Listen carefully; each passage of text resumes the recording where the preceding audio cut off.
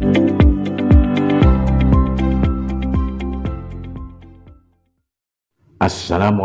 warahmatullahi wabarakatuh. Selamat pagi anak-anak Indonesia dimanapun kalian berada. Jumpa lagi bersama Bapak Yosi. Dalam kesempatan kali ini, Bapak akan menyampaikan materi IPA tentang penyesuaian diri tumbuhan terhadap lingkungan kelas 6 semester yang pertama.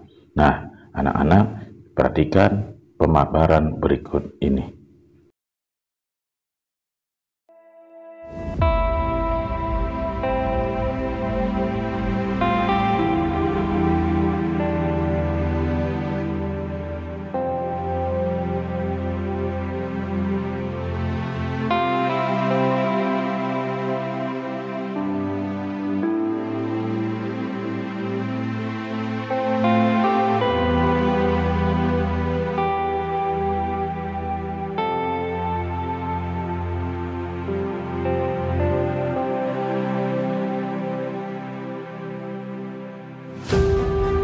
Penyesuaian diri tumbuhan terhadap lingkungannya. Nah, ada yang masih ingat apa itu adaptasi? Adaptasi merupakan bentuk penyesuaian diri yang dilakukan oleh makhluk hidup untuk mempertahankan hidupnya. Ya, jadi pengertian adaptasi tumbuhan dan adaptasi hewan itu sama. Nah, jenis-jenis adaptasi pada tumbuhan juga sama seperti adaptasi pada hewan. Yaitu yang pertama ada adaptasi morfologi, yang kedua ada adaptasi fisiologi, dan yang ketiga ada adaptasi tingkah laku. Nah, marilah kita bahas satu persatu mulai dari adaptasi morfologi.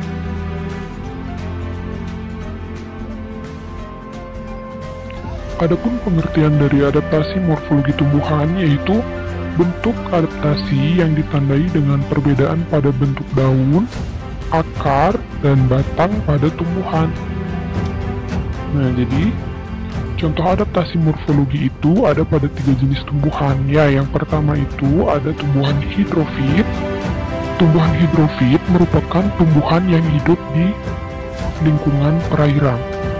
Kemudian yang kedua ada hygrofit, yaitu tumbuhan yang hidup di lingkungan yang lembab. Dan yang ketiga ada xerofit, yaitu tumbuhan yang hidup di daerah kering. Nah, contoh tanaman hidrofit yaitu ada enceng gondok, contoh tanaman hygrofit itu ada lumut, dan contoh tanaman xerofit itu ada kaktus. Nah, adapun perbedaan ketiga tanaman ini yang terlihat yaitu dari bentuk daun, ya. Nah, jadi bentuk daun dari ketiga tanaman ini sudah sangat jelas berbeda. Untuk daun dari enceng gondok itu lebar dan sempit. Untuk daun dari lumut ini dia meruncing dan kecil-kecil, dan untuk daun dari kaktus ini tebal serta berduri. Nah, tentu saja bentuk akar dan batangnya juga berbeda. Ya, dari daun saja sudah berbeda, maka akar dan batangnya juga berbeda. Nah, jadi adaptasi morfologi dari ketiga tumbuhan ini tampak jelas, ya, yaitu perbedaan dari bentuk daun, batang, dan akarnya. Nah, kemudian kita masuk ke adaptasi yang kedua, yaitu ada adaptasi fisiologi. Nah, apakah yang dimaksud dengan adaptasi fisiologi? Jadi, adaptasi fisiologi itu merupakan bentuk penyesuaian diri tumbuhan melalui fungsi organ-organ tubuhnya. Jadi kita tidak bisa melihat, ya. Nah, contohnya apa? Yaitu ada bunga rafflesia, kantong semar, dan Venus flytrap. Mari kita bahas satu persatu mulai dari bunga rafflesia. Nah, bunga rafflesia mengeluarkan bau busuk untuk menarik perhatian serangga yang akan membantunya penyerbukan. Jadi, bunga rafflesia ini tidak bisa melakukan penyerbukan sendiri, ya, jadi dibantu oleh serangga. Jadi, kalian masih ingat untuk penyerbukan yang dibantu oleh serangga itu disebut dengan entomogami, ya. Bunga rafflesia berkembang biak melalui penyerbukan yang dibantu oleh serangga. Nah, untuk menarik serangga agar datang, maka bunga rafflesia ini mengeluarkan bau busuk. Ya. Nah, itulah contoh dari adaptasi fisiologi yang pertama.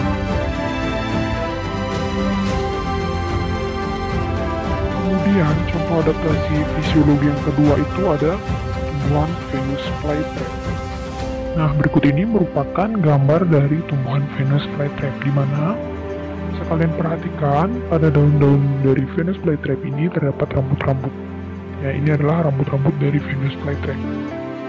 Nah, daun-daun Venus flytrap ini akan terbuka ketika ia menunggu serangga. Nah, ketika serangga sudah hinggap di daun Venus flytrap ini dan menyentuh rambut-rambut halus ini, maka daun dari Venus flytrap ini akan mengetuk dengan cepat. Nah, bisa kalian perhatikan pada video ini.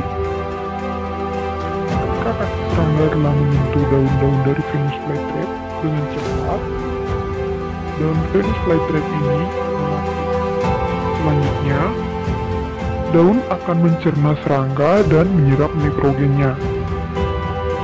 Nah, tumbuhan pemakan serangga seperti Venus flytrap ini disebut dengan tumbuhan insectivore. Yang ketiga yaitu ada kantong semar. Nah, berikut ini merupakan gambar dari kantong semar. Kalian bisa perhatikan ini merupakan tanaman dari kantong semar. Tumbuhan kantong semar biasanya tumbuh di tanah yang asam dan memiliki sedikit kandungan nitrogen, sehingga tidak cukup untuk memenuhi kebutuhan tumbuhan. Untuk memenuhi kebutuhan nitrogen, tumbuhan kantong semar bergantung pada serangga sebagai makanannya, karena tubuh serangga mengandung nitrogen. Nah, daun pada kantong semar ini memiliki sulur. Nantinya sulur ini akan berbentuk seperti kantong seperti ini, ya. Dinding dalam kantong mengeluarkan nektar untuk memikat serangga. Nah, serangga yang terpikat oleh nektar tersebut akan hinggap pada dinding kantong yang licin dan jatuh ke dalam cairan di dalam daun. Nah, jadi, yang dimaksud nektar itu adalah yang berada di dalam kantong semar ini. Kemudian, serangga akan tertarik untuk mengambil nektar tersebut. Kemudian si serangga akan berjalan di pinggir kantong yang licin ini, kemudian akan terpeleset hingga dia jatuh ke dalam kantong semar ini. Nah, kalian bisa perhatikan cairan yang ada di dalam kantong semar ini akan melarutkan serangga yang jatuh ke dalamnya. Nah, selanjutnya daun akan menyerap nitrogen dari serangga tersebut untuk memenuhi kebutuhan tumbuhan kantong semar. Nah, kantong semar juga disebut dengan tumbuhan insectivore karena tumbuhan ini juga memakan serangga seperti itu. Nah, itulah 3 contoh adaptasi fisiologi dari tumbuhan. Kemudian kita masuk ke adaptasi yang ketiga, yaitu adaptasi tingkah laku. Nah, yang dimaksud dengan adaptasi tingkah laku yaitu bentuk penyesuaian diri dengan menunjukkan perilaku tertentu akibat mendapat rangsangan untuk melindungi diri dari musuh, baik itu rangsangan berupa rangsangan biotik maupun rangsangan abiotik. Nah, contohnya yang pertama itu pada bunga matahari. Bunga matahari beradaptasi dengan cara menyesuaikan diri terhadap sinar matahari dengan mengikuti arah gerak matahari. Nah, bunga matahari ini biasanya mengikuti arah gerak matahari ketika cuaca terik atau tidak hujan ataupun mendung. Nah, saat itu matahari biasanya akan bersinar dan bergerak dari arah timur ke arah barat, seperti halnya bunga matahari. Jadi, bunga matahari akan mengarah ke arah timur ketika matahari terbit dan akan mengarah ke arah barat ketika matahari terbenam. Jadi, dia bergerak, dia mengikuti arah gerak matahari. Kemudian, contoh yang kedua, adaptasi tingkah laku pada tumbuhan, yaitu tumbuhan putri malu. Nah, jadi berikut ini merupakan tumbuhan dari putri malu. Tumbuhan putri malu biasanya mengaktifkan daunnya jika terkena rangsangan atau tersentuh tangan atau benda lainnya. Ya. Nah, tujuan dari putri malu mengatupkan daunnya yaitu untuk melindungi diri dari predatornya, yaitu untuk mengusir hewan yang ingin memangsanya. Jika hewan menyentuh daun, maka daun akan mengatup sehingga terlihat lucu dan layu. Akibatnya, hewan tersebut tidak jadi memakannya. Selain itu, daun putri malu juga dapat mengatup ketika cuaca sangat panas dan ketika hujan turun, sehingga daun terhindar makan. Nah, itulah cara-cara yang dapat dilakukan oleh tumbuhan untuk mendapatkan makanan maupun mempertahankan diri dari musuhnya. Selain contoh-contoh yang Putri sebutkan tadi, ada beberapa contoh lainnya yang dapat dilakukan oleh tumbuhan untuk melindungi diri dari musuh maupun untuk mendapatkan makanan, seperti pada bunga mawar.